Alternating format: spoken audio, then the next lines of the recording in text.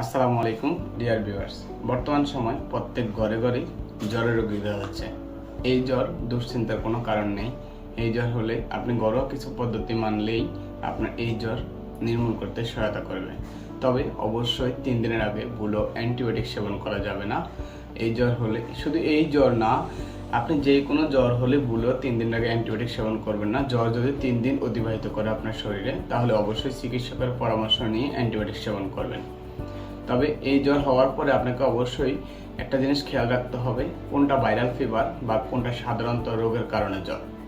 যদি আপনার জ্বরের সাথে কাশি হয়, কাশির সাথে গলা দিয়ে রক্ত যায় এবং কি শ্বাসকষ্ট হয়, পেটে ব্যথা হয়, পেটে ব্যথা হওয়ার পরে যদি শরীর প্রস্রাবে জ্বালা পোড়া করে, তাহলে আপনার দুশ্চিন্তার কোনো কারণ নেই। কেননা আপনি ঘরোয়া কিছু পদ্ধতি মানলে আপনার এই জ্বর নির্মূল করতে পারবেন। আপনি তাহলে ঘরোয়া কী পদ্ধতি মানলে আপনি এই জ্বর নির্মূল করতে পারবেন? প্রথমত আমি আপনাকে বলবো, আপনার জ্বর হওয়ার পরে প্রতি কিছুক্ষণ পর পর আপনার শরীর ভিজা গামছা দিয়ে মুছতে হবে। তবে ঠান্ডা পানিতে গামছা ভিজিয়ে মোছা যাবে না। একটু কুসুম কুসুম গরম পানিতে গামছা ভিজিয়ে গরম পানি থেকে ওই গামছা থেকে গরম পানি চেপে ফেলে দিয়ে ওই ভিজা গামছা দিয়ে আপনার শরীর মুছে ফেলবেন।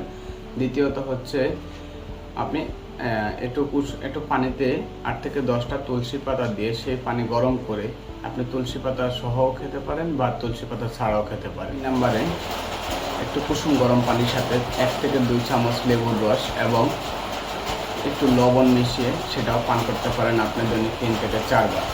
4 নম্বরে আমি যেটা বলবো আপনাকে, একটু কুসুম গরম পানিতে একটু আদার রস এবং মধু মিশিয়ে পান করুন। তাতে আপনার জ্বর নিরাময় করতে সহায়তা করবে এবং তাতে যদি ব্যথা থাকে সেই ব্যথাও নিরাময় করতে সহায়তা করবে।